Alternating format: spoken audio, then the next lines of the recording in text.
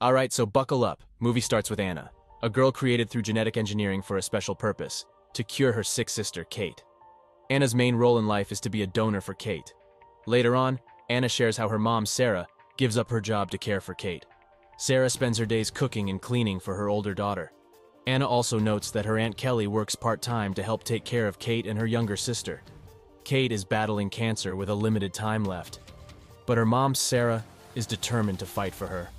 The focus then shifts to Kate's father, Brian, who discusses the challenges of raising a consistently unwell child. Meanwhile, Kate has a tough morning, appearing sick and coughing up blood. As the narrative unfolds, Anna and her brother Jesse engage in a secret activity after school. They visit a bustling subway station, where Anna reveals to Jesse her plan to sell her 14-carat chain at a pawn shop. The reason behind this action remains a mystery for now. As the tension mounts, Anna seeks out a highly reputed lawyer named Campbell, known for winning 91% of his cases. When Anna meets Campbell, she explains that she intends to sue her parents for controlling her body without her consent. She reveals that her sister Kate has a severe form of leukemia, requiring constant blood cell and organ donations. Anna has been a living donor for Kate since birth, and her parents now want her to give up a kidney. However, Anna is reluctant as she values her desire for a carefree life, playing games, and having her own family in the future. Although Campbell is initially skeptical, Anna proves her case with medical records, convincing him to accept her story. With courage, Anna hands over $700 and implores Campbell to help her. Recognizing her determination, Campbell agrees to take on her case and fight for her rights. In a flashback, Sarah discovers strange marks on Kate while she sleeps. Initially suspecting anemia, the doctor refers Kate to a cancer specialist, Dr. Farquaad, who delivers the devastating news that Kate has leukemia with no cure. Sarah is overcome with emotion, tears streaming down her face. Another doctor suggests that Kate needs blood cells and organs to survive, but neither parent is a suitable match. The doctor proposes the option of conceiving a baby in a lab to ensure a perfect match for Kate. In the present, the same doctor updates Kate's close friends that her health is deteriorating, emphasizing the urgent need for a kidney donation. In the hospital, Sarah, comforting Kate in the hospital, she receives a court notice that leaves her shocked. Unaware of Anna's actions, she discovers through the document that Anna is suing her parents for using her body without her consent. Anna reveals that she has hired a lawyer and no longer wants to be a living donor for her sister, Kate. Shocked and overwhelmed, Sarah, in her anguish, reacts by hitting Anna. Anna, with a heavy heart, leaves the hospital room.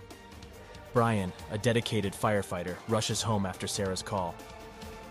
Gathered at the house, Anna announces that she doesn't want to feel like an unwanted child forced to continually donate her body parts to Kate. She rejects the kidney transplant, expressing a desire for a worry-free, fulfilling life filled with sports, leisure, and starting a family. Despite Sarah's pleas for Kate, Anna insists on prioritizing her own life and walks away. Despite the tension, Brian understands Anna's perspective and doesn't stop her from leaving. To lift her spirits, he takes Anna to his workplace, where she receives warmth and support. Later, Sarah arrives, discussing the kidney transplant with Brian. Brian emphasizes that Anna, no longer a child, has the right to decide about donating her body parts. The next day, Sarah visits Campbell's office, expressing her belief that Anna's actions don't make sense. Sarah points out Anna's young age, stating that the state has no law for emancipating a minor under 14. Campbell disagrees, asserting that even at Anna's age, she has the right to fight for herself. When asked if she thinks she has gone too far against Anna, Sarah leaves, declaring she'll see him in court. After the family argument, Kate retreats under her covers, avoiding sunlight. Brian encourages her gently, emphasizing the importance of fresh air and movement. Kate, tired and feeling the impact of her illness, opens up about her struggles and worsening appearance, fearing her family's judgment. In a selfless act, Sarah cuts off her own hair to boost Kate's spirits, which succeeds in lightening Kate's mood. The family spends a joyful day together in the local park, capturing moments with photos. Later, Kate looks through a scrapbook she made about her family and feels guilt for the strain her illness has placed on everyone, especially her dyslexic brother Jesse. The next day, Sarah and Campbell meet in court and then approach the judge to discuss Anna's case. The judge decides to speak directly with Anna to better understand her perspective. In another scene, doctors inform Sarah that Kate's body no longer responds to treatments, and her immune system is deteriorating. Aware of her impending fate, Kate watches the conversation from her hospital room. Sarah, unwilling to accept Kate's imminent death, insists on a transplant despite the doctor's suggestion to spend time together at home. Meanwhile, Kate finds solace in a scrapbook, discovering a photo of Taylor, her first love, who was also a cancer patient she met during chemotherapy. Kate and Taylor shared a deep connection, and they attended a prom together for young patients at the hospital, creating cherished memories. However, Kate becomes upset when Taylor stops responding to her messages, and Sarah learns the heartbreaking truth that Taylor has passed away. In the present, Brian learns that Kate wants to go to the beach after her dialysis session. He checks with Dr. Chance, who approves as long as they return by 7 p.m. Brian organizes the beach trip, and as he prepares, Sarah, worried about Kate's health, tries to stop them. Brian stands firm and threatens divorce if she doesn't come along. Reluctantly, Sarah agrees, and the family, including Kelly, eventually enjoys the beach.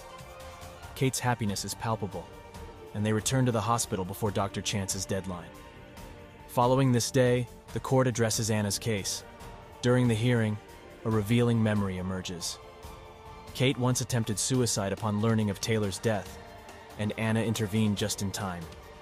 In court, Sarah questions Anna, suspecting someone is influencing her to stop donating organs.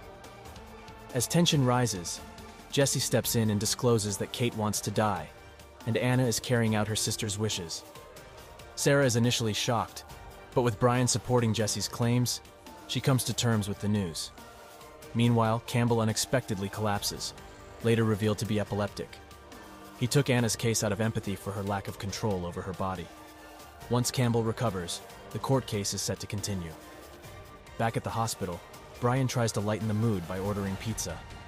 Eventually, Kate asks everyone to leave except Sarah, wanting a private moment with her mother. Kate gives Sarah a scrapbook and expresses that she's ready to let go. With tears, Sarah holds Kate's hand as they lie together. That night, Kate passes away in her mother's embrace. The following day, tears fill the air at Kate's funeral. A few days later, Mr. Campbell approaches Anna with court victory papers, emphasizing his 91% success rate. He kindly offers ongoing assistance to Anna. As the story concludes, Anna reflects on the changes in their lives since Kate's passing. Sarah returns to work as a lawyer, while Brian takes early retirement to mentor at-risk youth. Jesse earns a scholarship to a prestigious art school in New York. Despite their busy lives, the family continues the tradition of taking a trip to Kate's favorite place in Montana on her birthday, celebrating the love they had for her and the life she lived. This marks the end of the story.